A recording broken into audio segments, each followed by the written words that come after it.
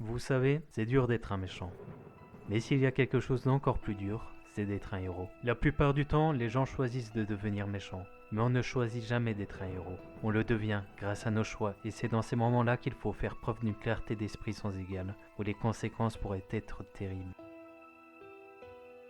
La fin de la 4e année d'Harry Potter fut terrible, car elle note le retour de Lord Voldemort, le plus célèbre des mages noirs. Le problème, c'est qu'à part Harry, personne ne l'a vu, et par conséquent, personne ne le croit, et en particulier le ministère de la magie qui essaye d'étouffer l'affaire et de faire passer Harry pour un menteur. Car si ce qu'il dit est vrai, tout le monde court un grave danger, et le ministre de la magie préfère ne pas prendre en compte cette possibilité. La peur fait prendre de terribles décisions aux gens. Harry va donc rentrer passer l'été chez sa tante, loin de toute forme de magie, se posant mille et une questions. Quand un jour un groupe de sorciers débarque chez lui, des sorciers qu'il connaît très bien d'ailleurs, ces derniers lui apprennent que Albus Dumbledore a refondé l'Ordre du Phénix, un groupe de sorciers qui avait vu le jour lors de la Grande Guerre dans le but de mettre en déroute Lord Voldemort. Bien moins nombreux qu'à l'époque, l'Ordre est composé de quelques amis, des professeurs de l'école et surtout son parrain Sirius Black qui est la seule famille qui lui reste. Au cours d'une discussion, il lui explique que Lord Voldemort est en train de rassembler une armée, mais en plus de ça, il serait à la recherche de quelque chose qu'il ne possédait pas autrefois. Une chose qui lui permettrait de gagner la bataille. Mais il refuse de lui en dire plus car il est trop jeune et ils ne veulent pas le mettre en danger. À leur retour à l'école, le Golden Trio vont faire la connaissance d'un nouveau professeur de défense contre les forces du mal. Dolores Umbridge, elle est envoyée par le ministère de la magie pour remettre de l'ordre dans l'établissement. En réalité, ce que les gens ne savent pas encore, c'est que le ministre de la magie pense que Dumbledore conspire contre lui dans le but de lui voler son poste, et que le soi-disant retour de Voldemort est un mensonge pour le manipuler dans le but qu'il démissionne. C'est donc son moyen de garder un œil sur l'école de Poudlard. Harry Potter, de son côté, va se mettre à avoir des visions de Lord Voldemort, jusqu'à une nuit où il verra le père de Ron Weasley se faire attaquer. Il se réveille en nage et Ron va le conduire jusqu'au bureau de Dumbledore où il va lui expliquer sa vision. Des gens vont être envoyés au ministère de la magie pour vérifier si ce qu'il dit est vrai,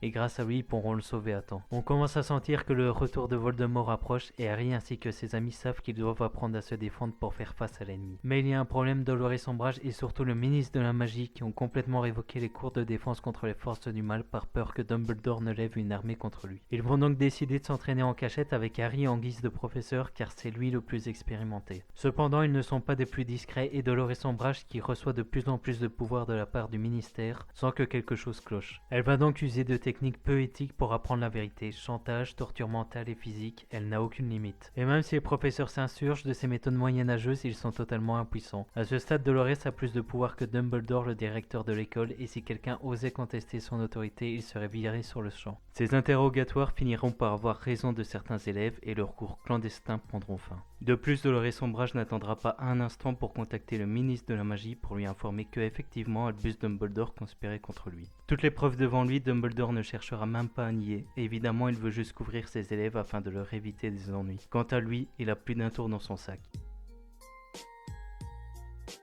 Cependant, les élèves qui ont participé au cours clandestin de Harry seront placés en retenue, jusqu'à ce que Fred et George Weasley débarquent en fanfare pour foutre un bordel monstre dans la salle de retenue et humilier Dolores Umbridge au passage qu'il a bien mérité. Tout le monde est heureux, tout le monde court dehors pour voir la fin du spectacle, tout le monde sauf une personne qui déchante rapidement.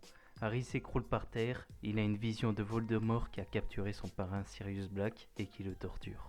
Il doit agir vite, il explique à Ron et Hermione ce qu'il a vu et il a l'idée de se rendre dans le bureau d'Ombrage afin d'utiliser la cheminée pour aller retrouver Sirius au ministère de la magie. Mais pas de chance, ils se font surprendre par Ombrage qui est persuadé qu'il s'apprêtait à aller retrouver Dumbledore. Et vu que le ministère le recherche encore, elle va demander à Severus Rogue de lui apporter du Veritaserum afin qu'Harry lui avoue où il se cache. Harry en profite pour faire comprendre subtilement à Rogue qui fait partie de l'Ordre du Phénix que Voldemort détient Sirius Black. Rogue fait semblant de ne pas comprendre pour pas éveiller les soupçons de Dolores Umbridge, mais Harry ne comprend pas sa manœuvre. La relation entre les deux personnages ayant toujours été compliquée, Harry pense à tort que Rogue ne veut pas lui venir en aide. Cependant, le professeur Rogue ment à Dolores Umbridge en lui faisant croire qu'il n'y a plus de Veritaserum, ce qui empêche qu'elle puisse en utiliser ses oreilles pour lui faire avouer ce qu'il s'apprêtait à faire. Mais malgré ça, Harry est aveuglé par la haine et ne comprend pas les intentions de Rogue qui lui de son côté s'empresse d'aller prévenir l'Ordre du Phénix de la vision de Harry. Pour sa part, Dolores est prête à tout pour lui faire avouer et s'apprête à utiliser un sortilège interdit pour le torturer. Quand Hermione la stoppe dans son élan, elle dit qu'en réalité Dumbledore cachait une arme et il s'apprêtait à s'y rendre.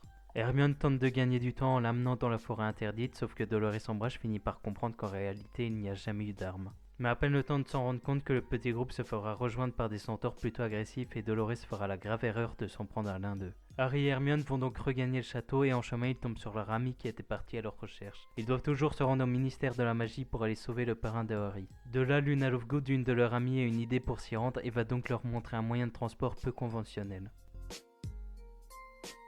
Ils débarquent au ministère et arrivent à faire un détour pour récupérer quelque chose. Ils passent à porte et face à eux se trouvent des milliers de globes de verre. C'est ça que Voldemort cherchait. À force d'avoir ses visions, Harry a fini par comprendre ce qu'était l'arme que convoitait le Seigneur des Ténèbres. Une prophétie, leur prophétie, et avec ça Harry pourra peut-être marchander pour libérer son oncle. Sauf que, à l'instant même où il la récupère, un mange-mort débarque qui est nul autre que Lucius Malfoy, et ce dernier lui explique que la vision qu'il a eue n'existait pas. Voldemort n'a jamais retenu en otage Sirius Black, tout ça n'était qu'une manigance pour que Harry Potter lui trouve la prophétie car il est le seul à en être capable. Et maintenant il se retrouve pris au piège. Les jeunes sorciers vont essayer de s'enfuir, heureusement qu'ils s'étaient entraînés pour faire face à Voldemort et ses sbires, ce qui leur permet de tenir la distance, de riposter, et même de ruser. Mais maintenant, il faut courir. Ils parviennent à trouver une sortie et atterrissent dans une salle étrange, mais même pas le temps de réfléchir qu'ils vont se faire attaquer par les mange-morts. Harry n'a plus le choix, il va devoir donner la prophétie s'il veut sauver ses amis. Ça y est, les méchants ont gagné. À moins que Sirius débarque pour sauver les autres, suivi de l'Ordre du Phénix qui a été prévenu par Rogue et un combat d'une haute intensité va s'en suivre. Les membres de l'Ordre sont des sorciers aguerris et ils se défendent très bien contre les mange-morts. De son côté, Harry est côte à côte avec Sirius et mène un beau duel face à l'ennemi, duel qui finissent par gagner, malheureusement. Le temps semble se suspendre. L'ambiance devient lourde. En voulant sauver son parrain, Harry l'a condamné.